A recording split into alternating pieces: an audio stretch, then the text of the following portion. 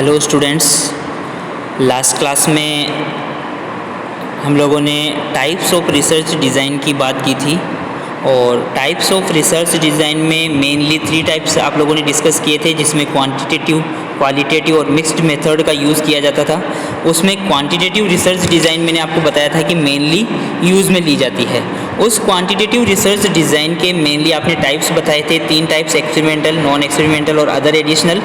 जिसमें से experimental research design के टाइप्स की हम लोगों ने बात की थी, जिसमें आपने बताया था कि ट्रू एक्सपेरिमेंटल रिसर्च डिज़ाइन और क्वासी एक्सपेरिमेंटल रिसर्च डिज़ाइन और pre experimental research design experimental research design के टाइप्स होते हैं। इसमें ट्रू एक्सपेरिमेंटल और क्वासी एक्सपेरिमेंटल और प्री एक्सपेरिमेंटल में कुछ डिफरेंस होते हैं, उसके बारे में आप और हम बात कर चुके थे कि ट्रू एक्सपेरिमेंटल में तो क्या होता है, मैनिपुलेशन ऑफ इंडिपेंडेंट वेरिएबल्स होते हैं, प्रेजेंस ऑफ कंट्रोल ग्रुप और रैंडमाइजेशन आपको देखने को मिलता है। जबकि क्वासी एक्सपेरिमेंटल में मैनिपुलेशन ऑफ इंडिपेंडेंट वेरिएबल तो आपको देखने को मिलेगा, but absence of either randomization और कंट्रोल ग्रुप आपको देखने को इसमें जरूर मिलेगा। जबकि प्री एक्सपेरिमेंटल में आपने बताया था कि manipulation of independent variable but limited control over extraneous variables और नो रैंडमाइजेशन आपको इसमें देखने को मिलेगा। तो ये मेन चीज़ें आपने प्रीवियस क्लास में देख लिया था। आज आपका मेन जो टॉपिक है वो है टाइप, जो एक्सपेरिमेंटल रिसर्च डिज़ाइन का फर्स्ट वाला टाइप है true experimental research design. True experimental research design के टाइप्स के बारे में आज अपन बात करेंगे कि ट्रू एक्सपेरिमेंटल रिसर्च डिज़ाइन के कितने टाइप्स में डिवाइडेड किए हैं। Okay, let's start. True experimental research design में 6 type of true experimental design are discussed here. However there are still few more types of true experimental design but are rarely used in research conducted in healthcare settings।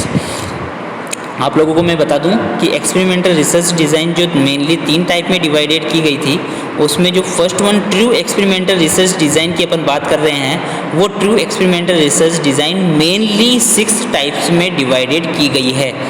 In 6 types में आप manipulation of independent variables, control group और randomisation जैसी चीज़ें आपको देखने को मिलेगी।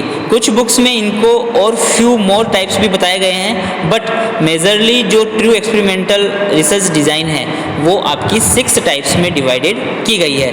इसमें आज अपन इसके बारे में एक एक करके इसके बारे में बात करेंगे। फर्स्ट वन है post test only control design. First one कौन सी है? Post test only control design. Second one pre test post test only design. Third one है Solomon four group design. Fourth one factorial design.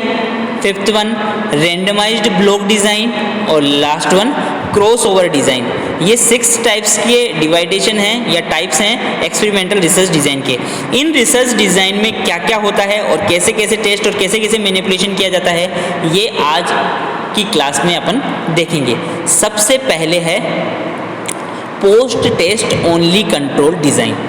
Post test only control design में आप mean समझिए, कभी कभी जो आप रिसर्च स्टडी करते हैं, उन रिसर्च स्टडी में क्या होता है कि ये ज़रूरी नहीं कि आपके जो सैंपल हैं, जो रिसर्च प्रॉब्लम है, जो स्टडी है, उसमें आप प्री टेस्ट और पोस्ट टेस्ट दोनों ले सको। तो कुछ स्टडीज़ ऐसी होती हैं जिसमें क्या होता है, आपको डायरेक्ट आपके सैंपल के ऊपर क्या प्रोड्यूस करना होता है, पोस्ट टेस्ट आपको डायरेक्टली लेना होता है। लाइक अगर इसमें बात करते हैं post test only control design में, composed of 2 randomly assigned group. क्या होती हैं? 2 रैंडमली असाइंड ग्रुप होंगे। ग्रुप से क्या मीन्स है? जो आपके सैंपल्स हैं, जैसे कि अगर 20-20 के सैंपल्स हैं तो 20-20 के 2 ग्रुप हो गए, तो रैंडमली क्या हो गए, 2 असाइंड ग्रुप हो गए जिनको रैंडमली आपने असाइन कर लिया। रैंडमाइजेशन का आपको मीन्स ऑलरेडी आप मैंने बताया गया है। Experimental and control but neither of which is pre tested before the implantation of treatment on the experimental group. But इसमें क्या होता है, प्री टेस्ट इसमें नहीं किया जाता है before the implantation of treatment. जो आप अपने ग्रुप पर, जैसे कि दो ग्रुप हो गए, कंट्रोल ग्रुप और एक्सपेरिमेंटल ग्रुप, तो कंट्रोल ग्रुप और एक्सपेरिमेंटल ग्रुप पर जो भी आप ट्रीटमेंट अप्लाई करना चाहते हो, जो भी आप इंटरवेंशन देना चाहते हो, उससे पहले जो प्री टेस्ट लेना होता है वो इस वाले टाइप में नहीं लेना होता है। प्री टेस्ट लेना नहीं होता है इसमें डायरेक्ट आपको अपने एक्सपेरिमेंटल ग्रुप पर जो इंटरवेंशन प्रोवाइड करवाना है वो इंटरवेंशन आप डायरेक्ट इस पे ग्रुप पे प्रोवाइड कराते हो, और only post test observation is carried out on both the group to assess the effect of manipulation. आपको मैनिपुलेशन का मीन्स पहले ही बता दिया। इसमें आपको जैसे ही आपने जो इंटरवेंशन या ट्रीटमेंट आपने एक्सपेरिमेंटल ग्रुप को दिया और एक ग्रुप आपका कंट्रोल वाला ग्रुप है, तो उन दोनों ग्रुप का आपको क्या इफेक्ट देखने को मिला वो आप डायरेक्ट असेस करते हो। This design can be helpful in situation where it is not possible to pre test the subject. मतलब जहां आप सब्जेक्ट का प्री टेस्ट नहीं ले सकते हो, वहां पर कौन सी वाली ट्रू एक्सपेरिमेंटल में post test only control design का यूज किया जाता है। आप लोग इसे एग्जांपल से समझिए। To study the effect of an educational intervention related to urinary incontinence on the subsequent help seeking behavior of older adult। जैसे कि कोई ओल्डर पेशेंट है, उसको यूरिनरी इनकॉन्टिनेंसी की प्रॉब्लम है, तो यूरिनरी इनकॉन्टिनेंस में आपको क्या करना है, इफेक्ट ऑफ एजुकेशनल इंटरवेंशन। आप यूरिनरी इनकॉन्टिनेंसी वाले पेशेंट को एजुकेशनल इंटरवेंशन प्रोवाइड करवाकर उस एजुकेशनल इंटरवेंशन का क्या करना चाहते हो, इफेक्ट देखना चाहते हो। बट प्री टेस्ट कब लिया जाता है? प्री टेस्ट जब लिया जाता है जब पहले पर्सन नॉर्मल हो। तो इसमें आपको सैंपल कौन से हैं, यूरिनरी इनकॉन्टिनेंसी वाले। तो यूरिनरी इनकॉन्टिनेंसी वाले पेशेंटों पे क्या होता है, आप लोगों को क्या होता है, प्री टेस्ट नहीं देना होता है। इसलिए इसको क्या कहते हैं, post test only control design. ठीक है, फर्स्ट वन हो गया कौन सा, types of true experimental research design में first one post test only control group. Direct आपने आपके एक्सपेरिमेंटल ग्रुप पर टेस्ट किया और एक्सपेरिमेंटल ग्रुप पर टेस्ट करने के बाद आपके कंट्रोल ग्रुप और एक्सपेरिमेंटल ग्रुप पर आपने इफेक्ट इसका देखा। सेकंड वन अपन बात करते, इसमें आप देख लीजिए रैंडम असाइनमेंट, आपको सारे डायग्राम से आपको समझाऊंगा। जैसे कि post test only control design है, तो आपके पास एक्सपेरिमेंटल ग्रुप है और कंट्रोल ग्रुप है। ठीक है, कंट्रोल ग्रुप पर आपको कोई भी चीज का ट्रीटमेंट अप्लाई नहीं करना होता है, और एक्सपेरिमेंटल ग्रुप पर आप क्या करते हो, ट्रीटमेंट अप्लाई करते हो। तो कंट्रोल ग्रुप का डायरेक्ट आपने पोस्ट टेस्ट लिया, जबकि एक्सपेरिमेंटल ग्रुप, यहाँ कंट्रोल ग्रुप में आपके पास 30 सैंपल है, एक्सपेरिमेंटल ग्रुप पर 30 सैंपल है। एक्सपेरिमेंटल ग्रुप के जो 30 सैंपल्स थे, उन 30 सैंपल्स पे आपने ट्रीटमेंट दिया और उनका पोस्ट टेस्ट किया। जबकि कंट्रोल ग्रुप पे था, वो कंट्रोल ग्रुप पे आपने कोई ट्रीटमेंट नहीं दिया और उनका डायरेक्ट पोस्ट टेस्ट दिया। तो ट्रीटमेंट देने के बाद में आपके जो यूरिनरी इनकॉन्टिनेंसी वाले पेशेंट हैं उनके ऊपर क्या इफेक्ट आया, जबकि कंट्रोल ग्रुप में यूरिनरी इनकॉन्टिनेंसी वाले पेशेंट को एजुकेशनल आपने गाइडलाइन नहीं प्रोवाइड की, तो उनके ऊपर पोस्ट टेस्ट किया तो क्या रिजल्ट आया। ये चीज जो आप देखते हो ये क्या है, ये है आपका first post test only control design. ठीक है, सेकेंड वन अपन बात करते हैं pre test post test only design. Pre test post test only design में आप देखोगे, in this research design subject are randomly assigned to either the experimental or the control group. Effect of the dependent variable on both the groups is seen before the treatment. इसमें क्या होता है, आप लोग treatment provide करवाने से पहले क्या करते हो, आप लोग ट्रीटमेंट प्रोवाइड कराने से पहले प्री टेस्ट लेते हो। उसमें क्या था, प्री टेस्ट नहीं लिया था, इसमें एक्सपेरिमेंटल ग्रुप और कंट्रोल ग्रुप आया, और एक्सपेरिमेंटल और कंट्रोल ग्रुप में आपने दोनों ने क्या किया, pre test post test only design वाला है ये। इसमें देखिए नीचे लिखा हुआ है pre test post test only design. तो इसमें एक्सपेरिमेंटल और कंट्रोल ग्रुप है, इन दोनों का आपने क्या लिया, सबसे पहले प्री टेस्ट लिया। उसके बाद the treatment is carried out on experimental group. उसके बाद में आपने ट्रीटमेंट प्रोवाइड कराया किसके ऊपर, एक्सपेरिमेंटल ग्रुप के ऊपर। and after treatment observation of dependent variable is made on both the groups to examine the effect of the manipulation of independent variables on the dependent variables। तो आपने independent variables कौन सी है, यहाँ पर treatment independent variable है, तो इस ट्रीटमेंट का इस एक्सपेरिमेंटल ग्रुप पर इफेक्ट देखते हैं। तो ट्रीटमेंट क्या है, इंडिपेंडेंट वेरिएबल, और इस इंडिपेंडेंट वेरिएबल का मैनिपुलेशन कैसे करते हो, एक ग्रुप को तो ट्रीटमेंट प्रोवाइड करवाते हो और एक ग्रुप को ट्रीटमेंट प्रोवाइड नहीं करवाते हो, यही क्या है, मैनिपुलेशन। ठीक है, तो उसके बाद में जब आपने एक्सपेरिमेंटल ग्रुप को ट्रीटमेंट दिया उसका पोस्ट टेस्ट असेस किया, जबकि कंट्रोल ग्रुप को दिया उसका भी पोस्ट टेस्ट असेस किया। तो ये आपका होता है सेकेंड टाइप। और इसका एग्जाम्पल अगर अपन बात करें, an experimental study to assess the effectiveness of cognitive behavior therapy intervention for patient with breast cancer। ठीक है, आपने क्या किया, ब्रेस्ट कैंसर वाले पेशेंट हैं, ब्रेस्ट कैंसर वाले पेशेंट के ऊपर असेस करना है effectiveness of cognitive behaviour therapy. Cognitive behaviour therapy आपको बताऊंगा मैं नेक्स्ट क्लासेस में। कॉग्निटिव बिहेवियर थेरेपी क्या है, एक माइंड की थेरेपी एक तरीके से देखा जाए तो। वो थेरेपी जब आपने प्रोवाइड करवाई किसके ऊपर, कैंसर, जो ब्रेस्ट कैंसर वाले पेशेंट के ऊपर, तो वो इंटरवेंशन प्रोवाइड करवाने के बाद जो पोस्ट टेस्ट आपने एक्सपेरिमेंटल और कंट्रोल ग्रुप का लिया उसमें क्या क्या चेंजेस देखने को मिले, ये है कौन सा, second one, pre test post test only design. ठीक है, थर्ड वन अपन बात करते हैं Solomon 4 group design. Solomon 4 group design में क्या होता है, एक्चुअली में इसमें 4 ग्रुप्स होते हैं जिसमें 2 कंट्रोल ग्रुप और 2 एक्सपेरिमेंटल ग्रुप होते हैं। इसमें आप देखिए, there are 2 experimental group and 2 control groups. Initially the investigator randomly assign subject to the 4 groups. चारों ग्रुप्स में क्या है, रेंडमली सब्जेक्ट असाइन कर देता है, मतलब कि सैंपल दे देता है। Out of the 4 groups only experimental group first and control group first receive the pre test. इसमें क्या होगा, फर्स्ट वाले में तो डायरेक्ट पोस्ट टेस्ट दिया था, जबकि सेकंड वाले में प्री टेस्ट और पोस्ट टेस्ट दोनों लिया था। जबकि इसमें क्या होगा, जो कंट्रोल और एक्सपेरिमेंटल ग्रुप है फर्स्ट वाला, उसको तो आप क्या करोगे, प्री टेस्ट लोगे, followed by the treatment to the experimental group first and experimental group second. Finally all the 4 groups receive post test where the effect of the dependent variable of the study observed and comparison is made of the 4 groups to assess the effect of independent variable on the dependent variables. In this experimental group second and observed at once occasion and that score should be similar to average score of those in experimental and control group। Solomon 4 group design को आप समझने के लिए यहाँ इतना समझिए कि पहली बात तो इसमें क्या होते हैं, 4 ग्रुप्स होते हैं जिसमें control group first, experimental group first, control group second और एक्सपेरिमेंटल ग्रुप सेकंड। इसमें क्या चेंजेस देखने को मिलेगा, आपके जो एक्सपेरिमेंटल ग्रुप और कंट्रोल ग्रुप फर्स्ट हैं उसमें तो आप क्या करते हो, प्री टेस्ट लेते हो। एक्सपेरिमेंट आपको पता है एक्सपेरिमेंटल ग्रुप पे ही क्या करते हो, ट्रीटमेंट प्रोवाइड करवाते हो। ठीक है, तो जब ये आपके सोलोमन 4 ग्रुप डिज़ाइन आप यूज़ में लोगे तो सोलोमन 4 ग्रुप जो ट्रू एक्सपेरिमेंटल रिसर्च डिज़ाइन का टाइप है उसमें आप 4 ग्रुप बनाओगे। 4 ग्रुप में से जो फर्स्ट एक्सपेरिमेंटल ग्रुप होगा और फर्स्ट कंट्रोल ग्रुप होगा उस पर तो आप प्री टेस्ट प्रोवाइड कराओगे और प्री टेस्ट करने के बाद में आप क्या करोगे, एक्सपेरिमेंटल ग्रुप के ऊपर ट्रीटमेंट प्रोवाइड करवाओगे।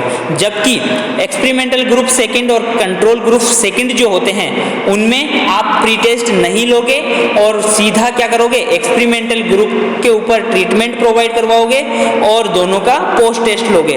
और इन चारों का पोस्ट टेस्ट लेने के बाद इन चीज़ों का आपको क्या करना होता है, कंपैरिजन करना होता है कि सोलोमन 4 ग्रुप में कौन सी स्टडी में कितना डिफरेंस आता है। ठीक है, उसके बाद में आता है फैक्टोरियल डिज़ाइन। फर्स्ट हो गया पोस्ट टेस्ट, सेकेंड हो गया pre test and post test design, third one Solomon 4 group design, fourth one factorial design. Factorial design की बात करें, in factorial design researcher manipulate 2 or more independent variables simultaneously to observe their effect on the dependent variables. This design is useful when there are more than 2 independent variables called factors to be tested. For example, factorial design कब use में ली जाती है, अब तक आप research design जो पढ़ रहे थे उसमें एक ही फैक्टर था, मतलब एक ही इंडिपेंडेंट वेरिएबल्स का इफेक्ट आप लोग देख रहे थे। ठीक है, लाइक एज स्मोकिंग या फिर कॉग्निटिव बिहेवियर थेरेपी, इन थेरेपीज़ का आप इफेक्ट देख रहे थे डिपेंडेंट वेरिएबल के ऊपर। लेकिन अगर इंडिपेंडेंट वेरिएबल्स आपके पास दो हैं तो उन दो इंडिपेंडेंट वेरिएबल्स का आपको डिपेंडेंट वेरिएबल के ऊपर इफेक्ट देखने के लिए फैक्टोरियल डिजाइन का यूज करना होता है। For example, a researcher want to observe the effect of two different protocol of mouth care on prevention of ventilator associated pneumonia. VAP वाले जो पेशेंट हैं उनके ऊपर दो प्रोटोकॉल हैं, उन दोनों का इफेक्ट अगर आपको देखना है कि इन दोनों चीज में से वेंटिलेटर एसोसिएटेड निमोनिया में से कौन सी चीज सही रहती है, तो इंडिपेंडेंट वेरिएबल्स दो या दो से ज़्यादा होती है, तो इंडिपेंडेंट वेरिएबल्स में दो या दो से ज़्यादा होती है तो उनका इफेक्ट देखने के लिए आप कौन सी डिज़ाइन यूज में लिखते हो, फैक्टोरियल डिज़ाइन का यूज़ किया जाता है। When performed at different frequencies in a day, this design also facilitate the testing of several hypothesis in at a single time. एक सिंगल टाइम पर क्या होता है, बहुत सारी हाइपोथेसिस, जैसे कि वेंटिलेटेड एसोसिएटेड निमोनिया पर अगर आप देखोगे कि डिफरेंट प्रोटोकॉल्स माउथ केयर, मतलब माउथ केयर के डिफरेंट टाइप्स का एक ही सिंगल टाइप में क्या इफेक्ट आता है, वो चीज आप किसमें देखते हो, फैक्टोरियल डिजाइन में। इसमें समझने के लिए आप देखिए, जैसे कि frequency of mouth care, frequency of mouth care में अगर आपके पास protocol of the mouth care क्या है, क्लोरहेक्साडाइन और सेलाइन, दो चीजें हैं। फैक्टोरियल डिजाइन के अकॉर्डिंग 4 आवरली अगर अप्लाई किया जाता है क्लोरहेक्साडाइन को और सेलाइन को, तो क्या इफेक्ट आएगा।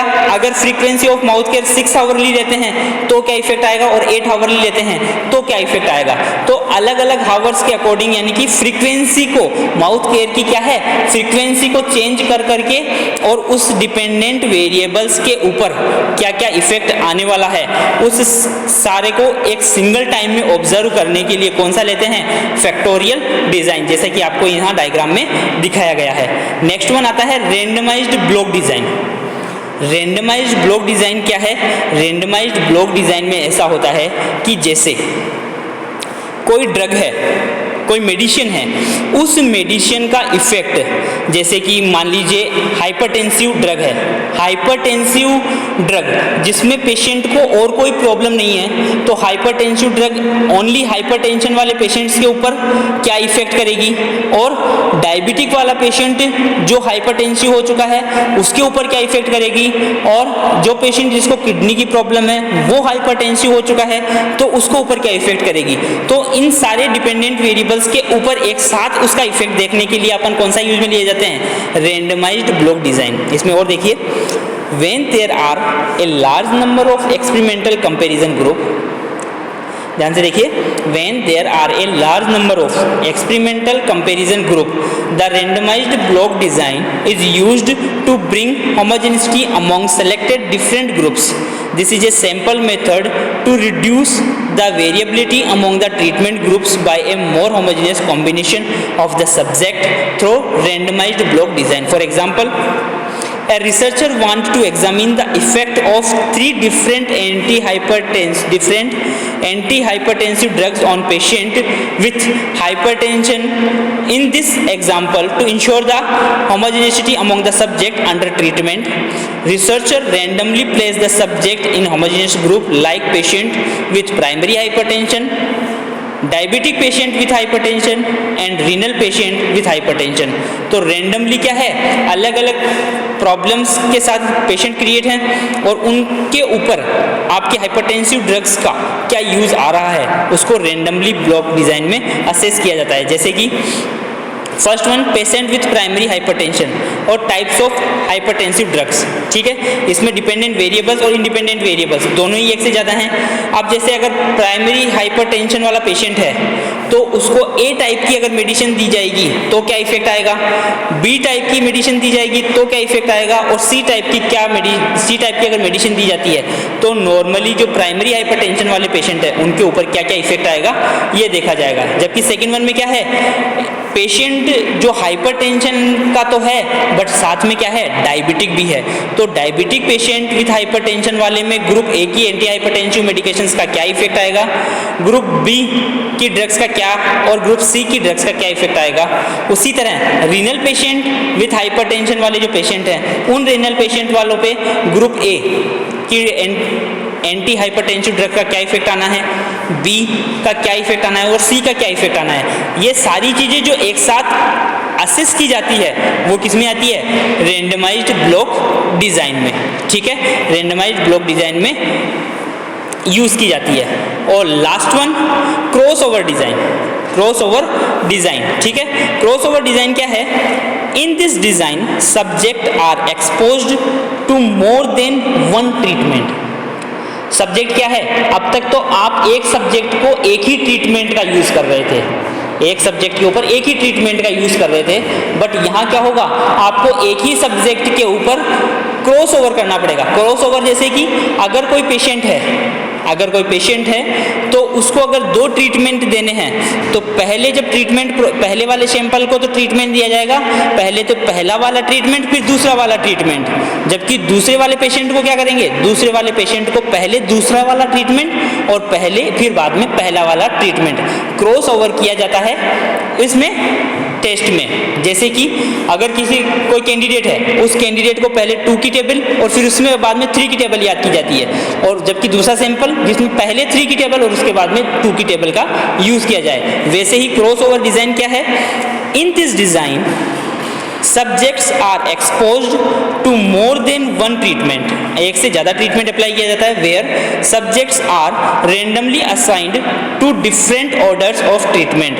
सब्जेक्ट क्या है, रेंडमली असाइन किया जाता है different orders of treatment. It is also known as repeated measure design, मतलब रिपीट करना, उस डिज़ाइन को मेजर करने के लिए क्या करते हैं, रिपीट करते हैं। This design is more efficient in establishing the highest possible similarity among subjects exposed to different conditions, मतलब डिफरेंट कंडीशन में उनको एक्सपोज्ड करके उनका ट्रीटमेंट किया जाता है। Where groups compared obviously have equal distribution of characteristics through cross over design is considered as an extremely powerful research design. क्या है ये, बहुत ही पावरफुल रिसर्च डिज़ाइन है। Sometimes it is not effective because when subject are exposed to two different conditions, their response of the second conditions may be influenced by their experience in the first condition।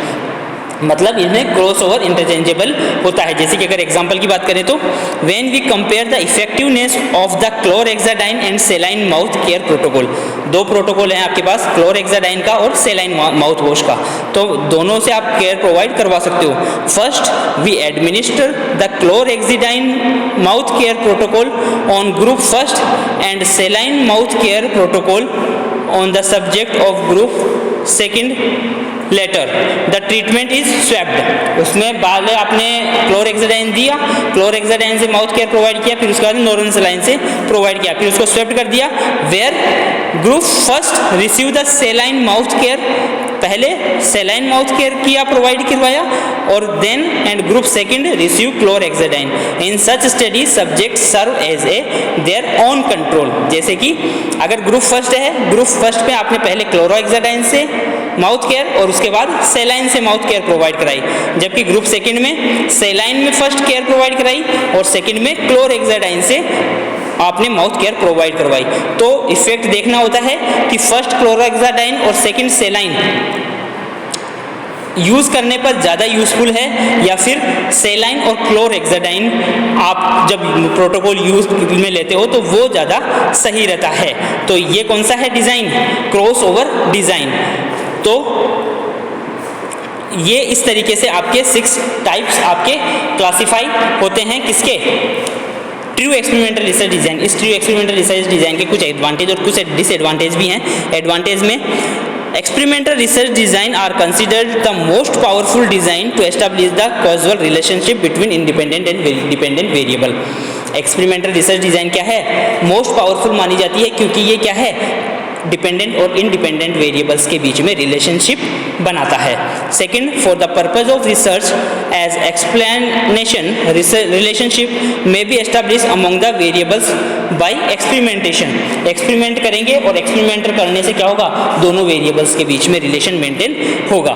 Third one, in these studies the controlled environment in which the study is conducted can held A greater degree of purity in observation.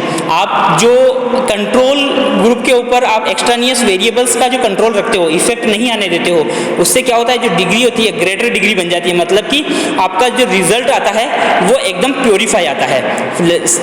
Second last, conditions not found in a natural setting can be created in an experimental setting where the independent variable is manipulated by investigator। इसमें क्या है, natural setting होती है और natural setting में क्या होता है, इंडिपेंडेंट वेरिएबल मैनिपुलेट करके और इन्वेस्टिगेटर उन पे इनका इफेक्ट देखता है। और last advantage, when the experiment is conducted in a laboratory, जब एक एक्सपेरिमेंट लेबोरेटरी में किया जाता है, it is removed from the pressure and problems of real life situation.